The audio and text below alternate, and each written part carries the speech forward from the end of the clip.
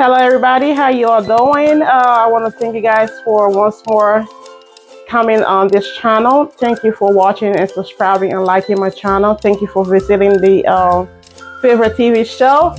So today we are in the kitchen again. So I got something spicy and yummy and delicious cooking. So today I'm gonna be making some okra, and that okra will have a little bit of mixtures like Liberian taste, Ghana taste, America taste, like everything gonna be in this okra. Okay, so we'll be making some okra soup, and later on we'll be doing some other stuff.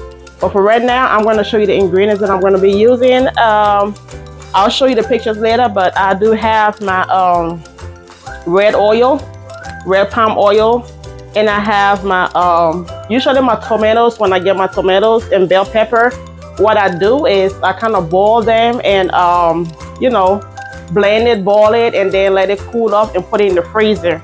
So that's how I kind of keep up with those things. And then I have my blended pepper with ginger and a lot of garlic. I love garlic, guys. And then I have my sliced onions. I have my chicken broth. I have a little bit of crayfish. I got my garlic powder with a little bit of thyme in there, and black pepper mixed in there. And I do have my Maggi. You can't go wrong, shrimp Maggi, that's one of my favorites.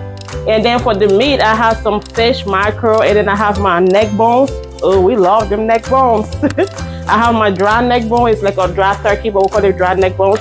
And I have my fresh shrimp. I got my pig feet. I love chicken gizzle. So I have my chicken gizzle, and then I have my white trap, okay?